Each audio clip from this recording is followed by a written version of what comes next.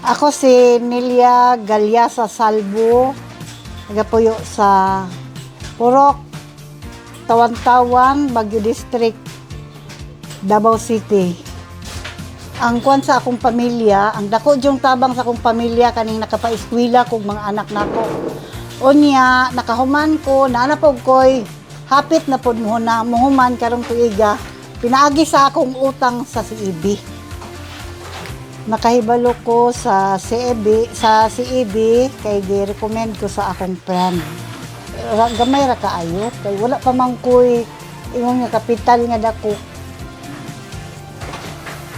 Mao tong nisulod tong gi-recommend ko sa akong friend, mao nang nakakapital ko, nakahinay-hinay ko ana pataas.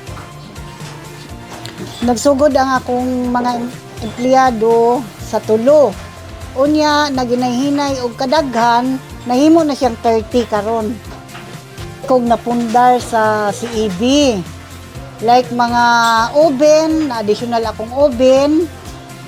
Ang ako ang sanay buhatanan, isa pa niya naka-extension na po kog isa. Kay dugay naman ko nagalon sa CEB sa padayon, nadako man ako ang kuan niya. Mao tong daghan kay kog napundar, kung punday lang pagaistoryahan.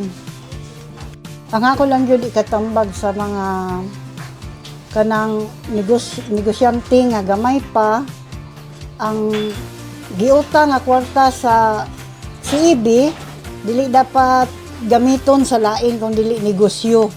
Aron mulambo nga pareha sa kuha karon, gamay sa una hangtod ni dako nako karon. Ang akong ikasulti sa mga staff sa CEB, maayo jud kayo ilang pagdala. Mao nang kung kuan lang dili na mi muundang na unta mi, pero tungod sa ilaha magapadayon gyapon mi sa CEB. Unta ipadayon ang maayong serbisyo para sa mga katawhan.